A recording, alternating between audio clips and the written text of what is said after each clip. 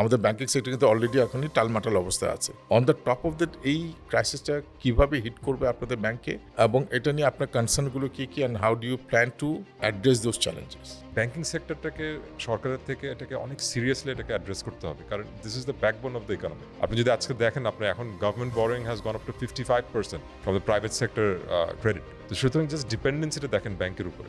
বাংলাদেশে কোনো private equity নাই, কোনো ভেঞ্চার ক্যাপিটাল নাই, all businesses everything is dependent on the bank.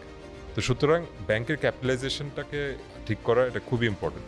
বর্তমান যে সিচুয়েশনটা আপনি বলছেন, এখানে অবভিয়াসলি আমাদের বোর্ডের থেকে, যে কোনো ব্যাংকের বোর্ডে আমাদের একটা ডিরেকশন থাকে, তো সেই ডিরেকশনে অবভিয়াসলি আমাদের এখন ফোকাস হবে যে আপনার short term lending, trade financing instead of going for long term financing, যেখানে নাকি আপনার হয়তো বা ইউটিলিটি ডিপেন্ডেন্ট বা ফিউল ডিপেন্ডেন্ট প্রজেক্টে আমরা অত উৎসাহিত হব না, obviously to reduce our risk. So in that case, we will be supporting more of trade financing, more of commodity imports, এবং শর্ট টার্মের মধ্যে যেন আমরা একটা ক্লোজ অবজারভেশন যেন রাখতে পারি। এবং তাদেরও চ্যালেঞ্জেস থাকবে, যদি ডিভ্যালুয়েশন রিস্ক থাকে, তারা হয়তো বা যে কমোডিটি যে প্রাইসে আনতেছে তাদের actual cost might go up by the time the vessel arrives. তো সেই জিনিসগুলো আমাদের ব্যাংকের থেকে আমরা কন্টিনিউয়াস মনিটরিং এর মধ্যে রাখবো, এবং আমরা আমাদের দায়িত্ব থাকবে যে ব্যাংকের রিস্কটাকে কেমনে আমরা কমাতে পারি।